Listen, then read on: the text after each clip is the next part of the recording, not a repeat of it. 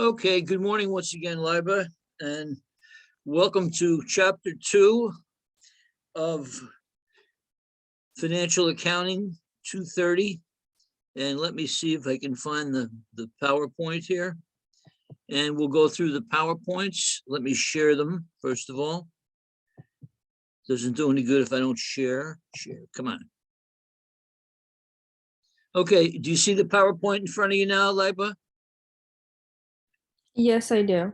Okay, now we're ready to roll. You jump in with any questions or if I'm going too fast or something doesn't look quite right to you, okay? So here we go, Okay. everybody. Chapter 2. I said Chapter 2. We're going to learn about a classified balance sheet, a couple of ratios, and some concepts before we start attacking the debits and credits and the journal entries. So let's see what we have here. Identify the sections of a classified balance sheet. We looked at a balance sheet the other day, and what you saw was very simply that a balance sheet is assets equal liabilities plus equity. The balance sheet lists all of your assets on one side of the page, and then below it or on the other side, it lists all your liabilities and equity. This time we're going to do the same thing, except we're going to classify some of the assets and some of the liabilities into what are called current assets and current liabilities and long-term assets and liabilities. So let's see what we're talking about here. Here is a classified, is this a classified balance sheet? This one is not, because they're not breaking anything out. You notice what they're doing here, Liba, is they're listing all of the assets and then they're giving you total current assets. I stand corrected. This is a classified statement. It didn't look like it at first. It's classified because they broke out the current assets. What is a current asset? A current asset is any asset which is expected to be used within a year, okay? So that's an important distinction. And a lot of the analyses that investors do looking at a company start with the current assets. So current assets are defined as those assets that expected to be used up in a year. Then further classifying things, we have long-term assets. We have non-current assets. Here, they invested in some stock and real estate, and they have property, plant, and equipment. Property, plant, and equipment, that's your land, your machinery, vehicles, forklifts, any kind of big capital expenditure. Those are your non-current fixed assets, and they're going to be depreciated every month. And in this case, they're depreciating. It looks like 5,000 on the equipment here. And then you have intangible assets, assets that are there but you can't see them. They're just out there. Patents, trademarks, copyrights, intellectual property. Okay, so a classified balance sheet breaks out your current assets. And this is the liability side of it. Notice again, it starts with current liabilities, and you have notes payable, accounts payable. Whenever you see the word payable, you know that that is a liability by definition. Unearned revenue, we'll get to that shortly. That's monies companies receive in advance, but they haven't earned it yet. So it's called an unearned liability. And then what are some long-term? Well, you might have the company might own a bunch of mortgages. They might have borrowed money that they don't have to pay back for 5, 10, 20 years yet. Those would be your long-term liabilities. So that's a brief look at a classified balance sheet. Nature of current assets. Assets a company expects to convert to cash or use up within a year or the operating cycle, whichever is longer. And what are your typical current assets? Cash, receivables, inventory, prepaid expenses. The operating cycle is the cash to cash flow. How long it takes to buy your product, get it on the market, sell it, and then collect cash. And here's another little look at the current assets section. You're going to have that section exactly like you see it here. These are all your current assets. Cash is as current as it can be. Short-term investment, it means that we bought a stock or something we intend to sell pretty quickly, or we bought a bond of less than a year. Accounts receivable represents the total monies owed to you by your customers at that exact point in time. Inventory, that's your merchandise that you're buying and selling. And then prepaid expenses are things where you pay in advance for expenses such as insurance or supplies or taxes. And we get into that quite a bit later on. Cash and other resources that are reasonably expected to be collected are called current assets. Current assets. Components of long-term investments. Could be an investment in stocks and bonds. It could be in land or buildings that a company's not currently using in its cycle. Long-term notes receivable, huh? And they're just showing you a presentation. After the current assets are presented, then you present the non-current. And here it looks like they just had one for long-term investment and non-marketable investments. And then they're going to show you what should be called the fixed assets, the property, plant, and equipment. Property, plant, and equipment, PPE, property, plant, and equipment, best known as fixed assets. These are assets with a long, useful life. We're going to be using them year after year, and they're currently in play. They include land, buildings, equipment, delivery vehicles, furniture, trucks, whatever you can think of. And they're depreciated. They are depreciated under various methods over a period of years. And the difference and the amount of the depreciation builds up year after year in an account called accumulated depreciation, which is an asset account as well. So let's just keep going here. And there's a presentation of the property, plant, and equipment, your fixed assets. They total $2,297,838. You see that number there? That number there represents exactly what they paid for these assets. But over the years, they have depreciated them to a total of $1,433,661, leaving a net book value of $864,227. And this type of thing, investors look at again. What do you have up there in equipment? And how much is it depreciated? Is it old? Is it the right type of equipment? Come on. Let's talk a little bit about intangible assets. Intangible assets. These are your goodwill, patents, copyrights, trademarks, trade names. Trademarks. The McDonald's arches you see, that's a classic trademark. The Coca-Cola trademark. Bush beer with the eagle. Goodwill. Goodwill represents an amount you paid for a company in excess of its value. And that's going to be always on there as an intangible asset. A patent, you have invented something, you file for patent with the United States government, and you have the right to make that product and profit by it. Nobody else does. And copyrights are for printed material, okay? And they're just showing you the Disney company. These are their actual, look at all the intellectual properties they have there. They have franchises and they've got FCC licenses and trademarks and all kinds of things. They have 34 million. I'm sorry. Yeah, this is in millions. So that's 34 billion actually, right? 34 billion. You have to add 6 zeros to this. So a lot of money tied up in intangible assets. Patents and copyrights are intangible assets. Baxter Hoffman recently received the following information related to Hoffman's Corp balance sheet, okay? So what are we going to do with this? Prepare the assets section of the classified balance sheet. Well, we know a classified balance sheet starts with the current assets and then shows the long term. So we're going to pick out, starting with cash. You always begin with cash. We're going to go cash, accounts receivable, I want to see next, then inventory, and prepaid insurance. Those are your current assets: cash, accounts receivable, inventory, prepaid. We add them up and we get the total current assets. Your equipment, your Long-term assets are going to be the equipment. And let's see what else we have here. The equipment, less the depreciation. And then you're going to have the trademarks and the long-term debt instrument. And they're just showing you the presentation. Cash, accounts receivable, inventory, prepaid insurance, total current assets.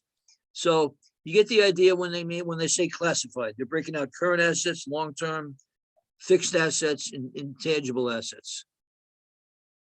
Nature of current liabilities. If a current asset is one that we're going to use up within a year, a current liability is a debt that is due within a year. So current liabilities are those that are a year or younger or lower, okay? Accounts payable, salaries and wages payable, notes payable. Whenever you see the word payable, you know that it is a liability. You just don't know from that if it's long-term or short-term. Excuse me.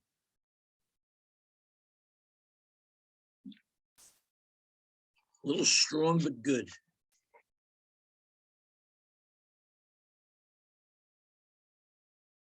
And here they're just presenting for you the balance sheet portion that has the current liabilities. Accounts payable, short-term debt, etc.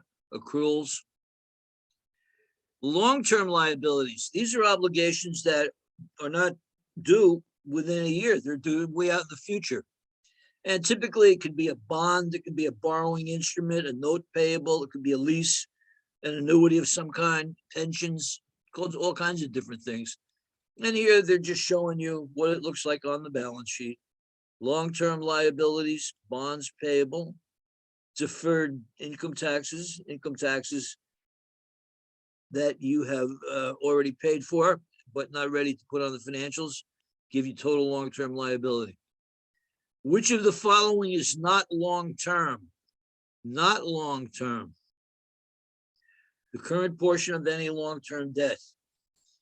A mortgage, for example, a company goes out and they buy a house or they buy a factory and they have a mortgage on it. The mortgage is going to be 30 years long, but the first year of that mortgage is due in 1 year, right? 1 year of that mortgage is due. So 1 year, year one is always the current liability, and the other 29 years would be the long-term liability. So a lot of debt instruments have a current and a long-term portion. Let's get to the third element of the balance sheet. Stockholders' equity, components of stockholders' equity, common stock, retained earnings. There are a lot more components, but we're just starting with these two to begin with. Assets equal liabilities plus equity. That's your accounting equation. You need to know that like the back of your hand. Assets equals liabilities plus equity. This is your equity section. Common stock, we issued stock to the public, and the public sent into us $1 million for our stock issue. That becomes part of stockholders' equity on our balance sheet. Retained earnings is just that, income retained for use in the business. And what we're talking about here, we have a new company that began January 1st, 2021. They issued $1 million worth of stock. That's their equity stock. They had no retained earnings though, because they had no net income yet. At the end of the year, let's say that company had a profit of $50,000. That $50,000 will now appear as part of their equity under a component called retained earnings. The next year they had a profit of 100,000, retained earnings would go up to 150. Next year, et cetera, et cetera. So that's what retained earnings is, the portion of equity where you're putting all of your income. Match each of the accounts on the next slide to its proper classification. If the item would not appear on the balance sheet, let's take a look at what they're doing here. We'll take a look at it. Match each account to the proper balance sheet classification. If the item would not appear on a balance sheet, we'll NA it. Well, whenever you see the word payable, you know it's a liability, it belongs there.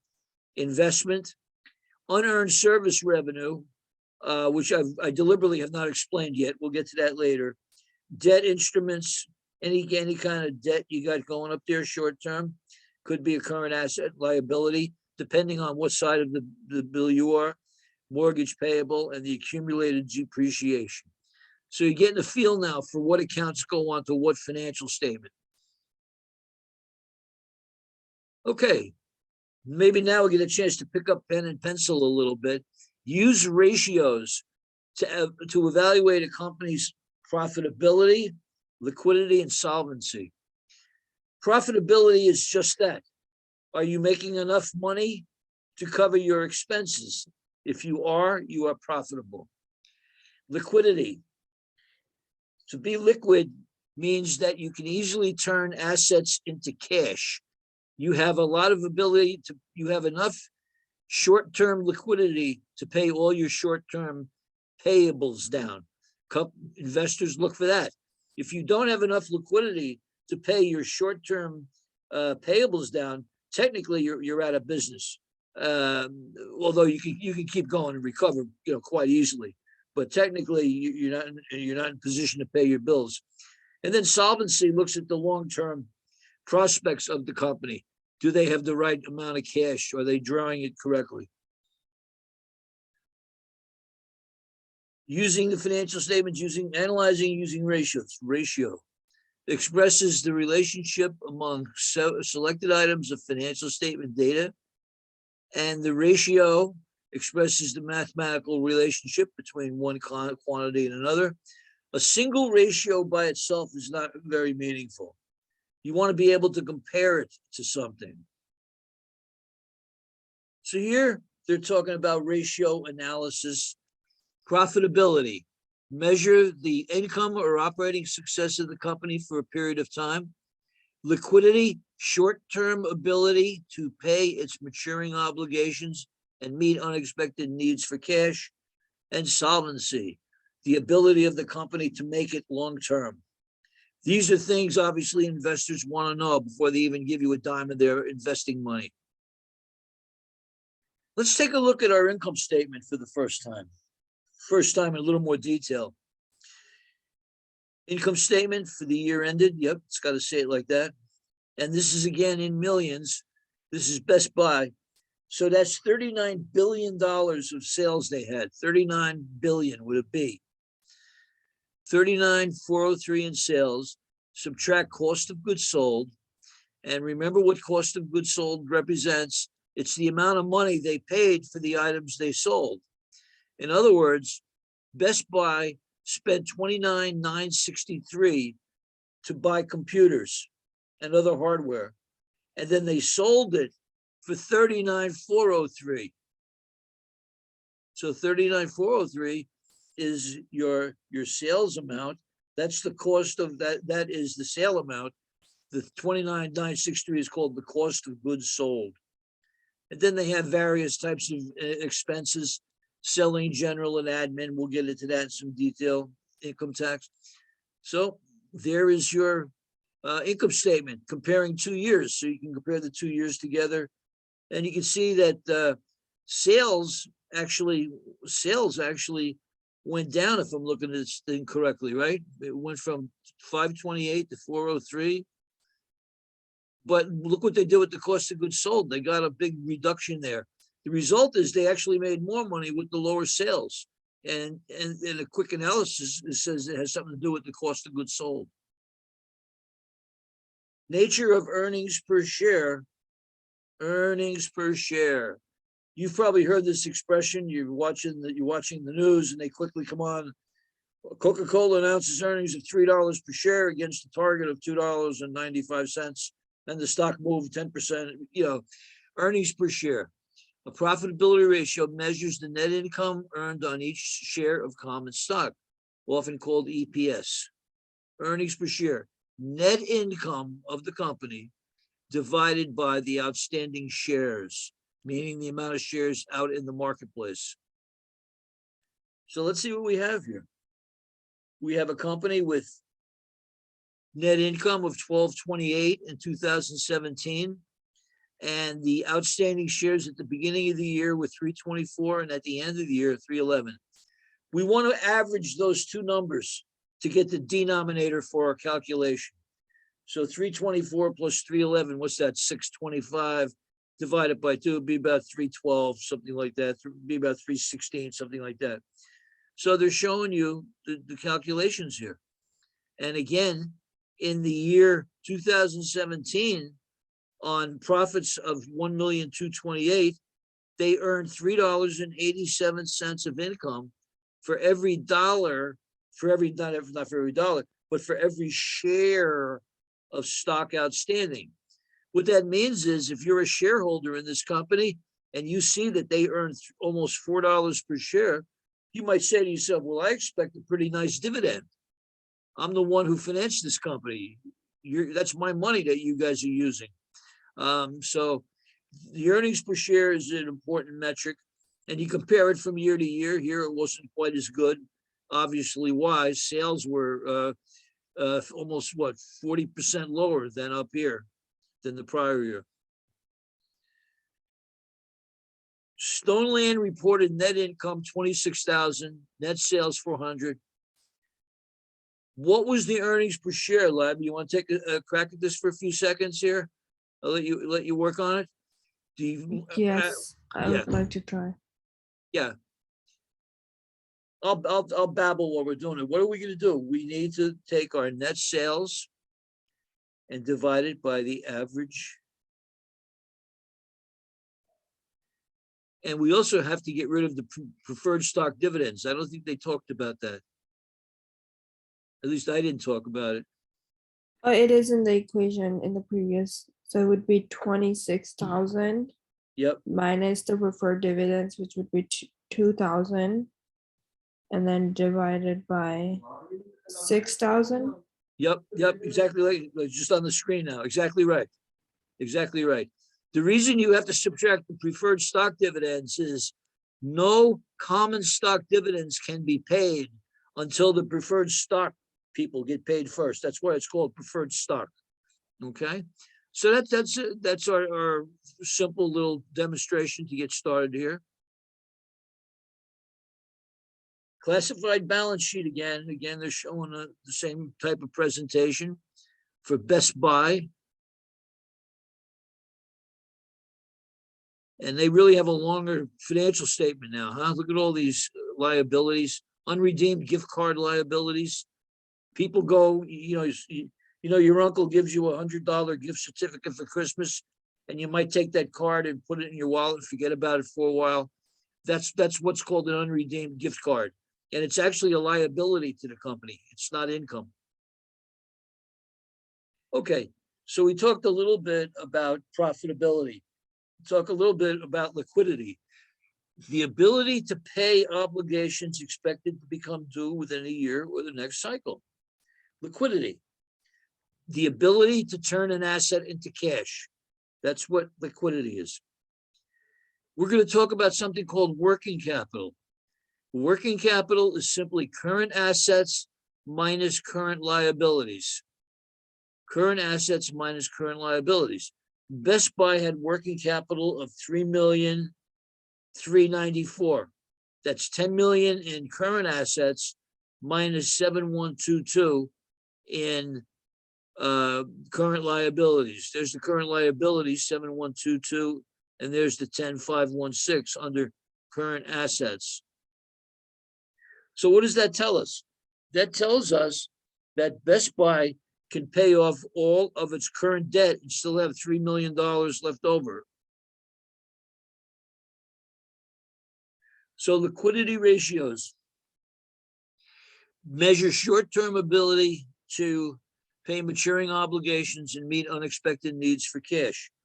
Current ratio, current assets divided by current liabilities. You're interested in a company.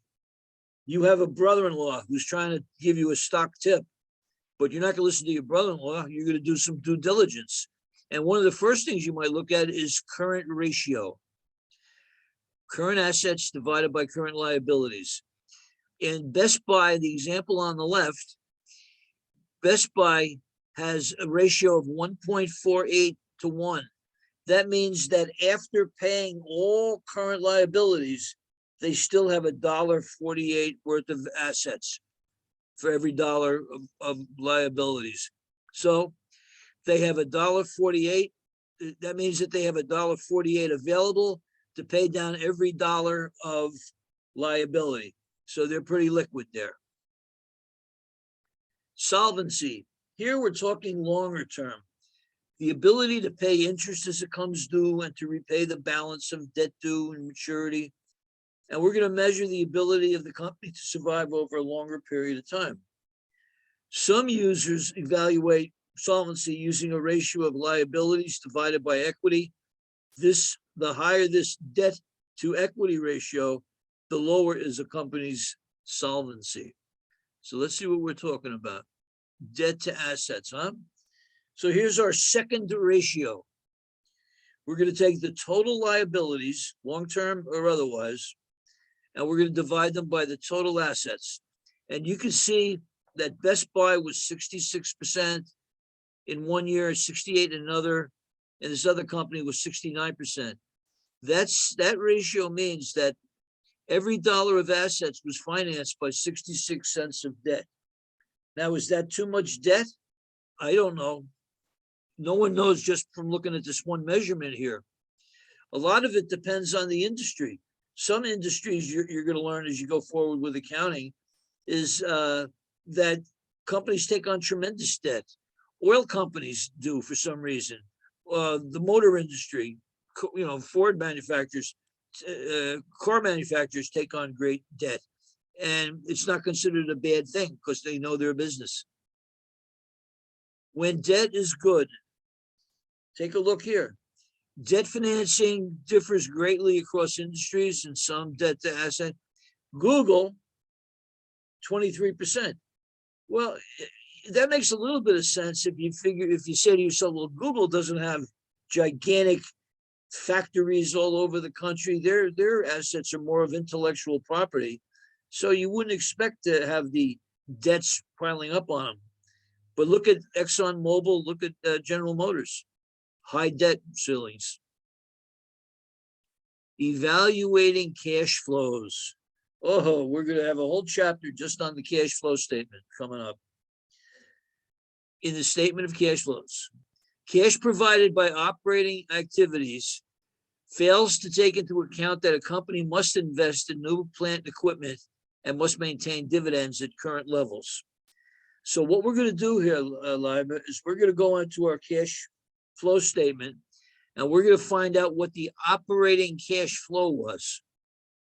We're going to get the operating cash flow and we're going to subtract the amount we think we're going to need to have to spend in the near future on capital expenditures, meaning equipment, trucks, things like that. And we also want to keep paying a dividend. We don't want people selling our stock and driving the stock price down because we failed to pay a dividend. So we're going to subtract those two from the operating cash flow. So MPC produced and sold 10,000 PCs this year. It had 100,000 cash provided by operations. In order to maintain production, they need to invest 15,000 in equipment, and it made a choice to pay 5,000. What is the free cash flow?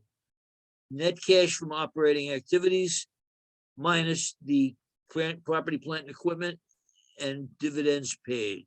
Okay, so that's the third. I guess we've gone through 3 or 4 ratios and analyses now.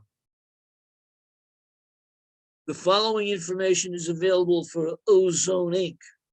Ozone. Well, they're giving you some real summary stuff. Total current assets, total current liabilities, net cash provided, giving you all types of things you're going to need to do some ratio analysis. So let's see where we are here. Compute earnings per share for Ozone for 22 and 21. Earnings per share. Let me just see something real quick. Earnings per share. Their net income was $100,000, right? The earnings per share, we pull out. Yeah, the earnings per share would simply be the net income divided by the outstanding shares after you pull out the preferred dividends. Huh. I'm a lot smarter, Liba, when I see the solution here, but do you follow that solution? It was the same exact one you did on your own, okay? Okay.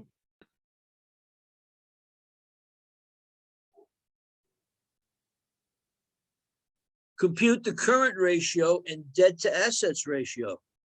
Well, the current ratio is going to be your current assets divided by current liabilities. Debt to asset is going to be your total debt over total assets. So let's see what we have here. Current assets of 88,000. We see that in year 2022, and current liabilities of 40. 88 divided by 40, and then we have total debt of 120, and divide that by the equity. So let's see what we have here.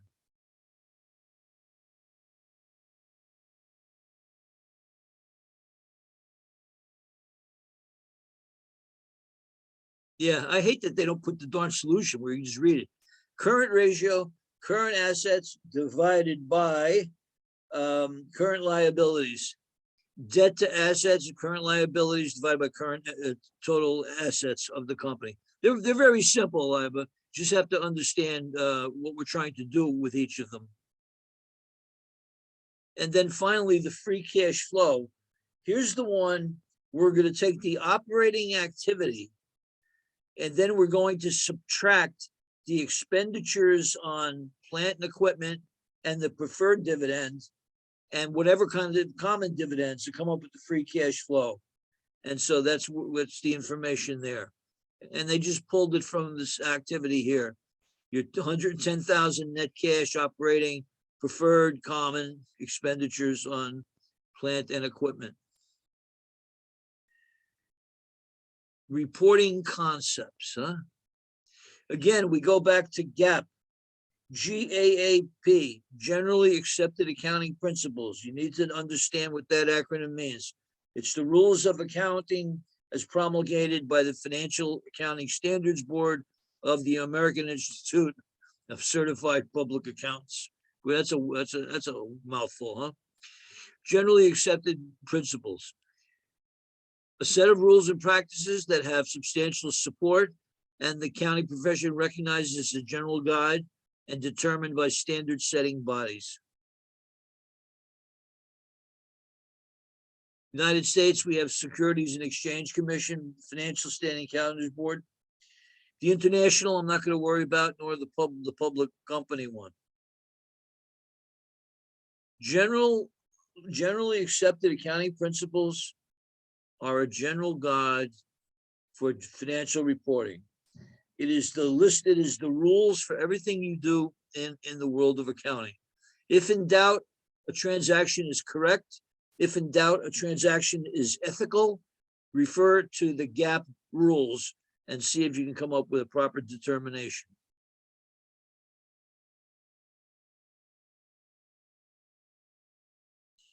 Qualities of useful information. The Financial Accounting Standards Board states useful information should possess two fundamental qualities: relevance and faithful representation. Meaning that the data you're producing is worth producing, and it's not just crunching papers, and that it faithfully represents what you're trying to accomplish. We're going to get into different what are called accounting concepts here, Libra.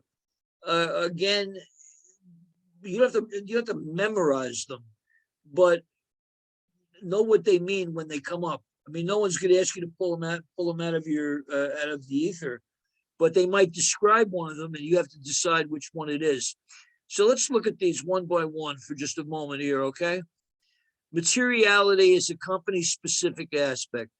An item is material when its size makes it likely to influence the decision of an investor or creditor. In other words, a small mistake nobody cares about, okay? You just prepared your financial statements, okay? And your company announced to the world that you had income of $100 million. You broke the $100 million mark, and everybody's all excited. And a couple of weeks later, you find out that you failed to count some, you overcounted some inventory. So you made a little mistake of say $10,000. That's called immaterial. You would just ignore it in terms of reporting to the public. But if it's a big mistake, that's a different story. Relevance means that it makes a difference and it has some kind of predictive value and you can confirm it. Relevance makes a difference. Faithful representation, it depicts what really happened. It's complete, neutral, and free from error. Enhancing qualities of useful information. Again, you see the word comparability. Comparability results when different companies use the same accounting principles. Consistency means that a particular company uses the same principles year to year. Information is verifiable if independent observers can agree to it. Information is understandable if it's presented clearly and concisely, and the information needs to be timely. If a company closes the year out December 31st, but they don't do their financial statements until June 30th, that could be a real problem. They could be out of business before they know it.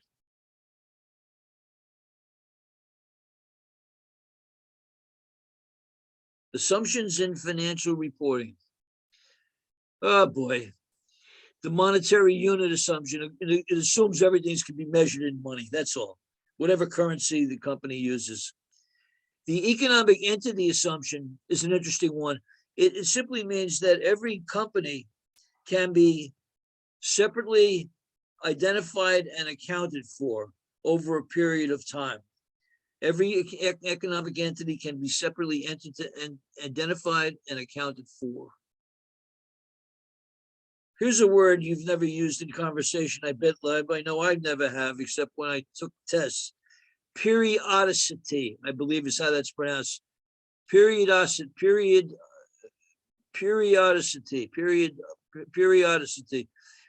It just means that you can take a business, an ongoing business, and break the business down into periods of time, into a specific period.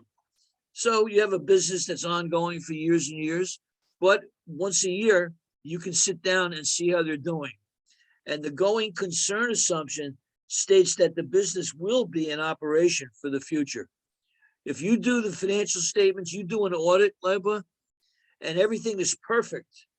Everything is perfect, the numbers are correct, but the business is going downhill, you have to report that as that they're not a going concern.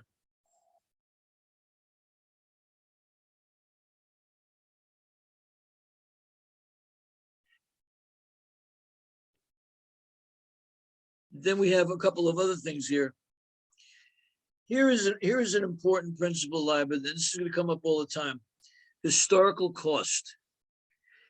Everything you see on your balance sheet is at the historical cost. It's what you paid for it. All right. That inventory sitting there for $1 million, that means that you paid $1 million for that inventory. That is how things are recorded. If an asset goes up in value, you cannot write the asset up. You can only leave it at the historical principle. And I'll leave it at that point because we'll get into that a lot more later. Fair value indicates that assets and liabilities should be reported at fair value. Now, this is an absolute contradiction of the historical cost, but it represents one exception with stocks and bonds. And full disclosure, when you're preparing an audit, you want to disclose all circumstances and events that would make a difference to the users of the statements. Cost constraint. I don't even know what this is.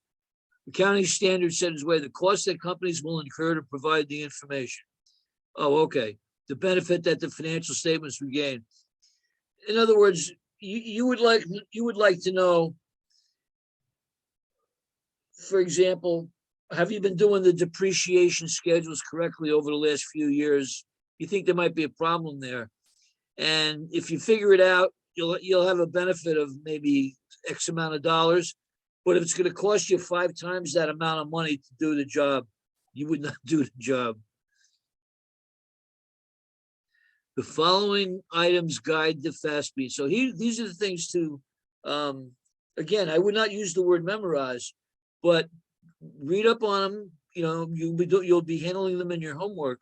And when you take the test, they'll give you the definition, and you should be able to recognize which of these are what we're talking about. Comparability, that's between 2 different companies using the same method. Consistency is a single company using the same method from month to month, year to year, etc. And then they're giving you a little worksheet here you can have some fun with. Ability to evaluate one company's results to another, comparability, going concern. These are low-hanging fruit, everybody, for test purposes. These are the easy things you should be putting away as you do your homework. More of the definitions. So wow, you got 11 of them at least, huh? What is the primary criteria by which accounting information can be judged? If it's useful for decision making. If it's consistent, well, that's good, I guess. If it's comparable, that's good. We can understand it. If it's predictable in value, that's good. But does it really do anything for us in terms of decision making? That's the key item right there. And now we come to balance sheet under GAAP and IFRS. I do not go into the IFRS at all, class, and you shouldn't be getting any real questions on them. You might just look it over a little bit. When you do your summaries, maybe include it in your summary, just to give you a little note. You might get a question on some of the minor differences between the two, but otherwise we don't touch the IFRS, okay? What do you think, Liba? Yes. Able to follow along okay? Yes, I was. Okay. Do you have any questions? No. So far, so good, huh? Yes. Okay. I'll also read the chapter, so it'll help me more understand in depth. Oh, absolutely. Absolutely. You know, reading through it. And those summaries are going to be quite useful to you as well. So, all right. Well, we'll call it a class then. We're done for today. Okay, Liba? Okay, thank you. You have a good weekend. Bye-bye. You too. Bye.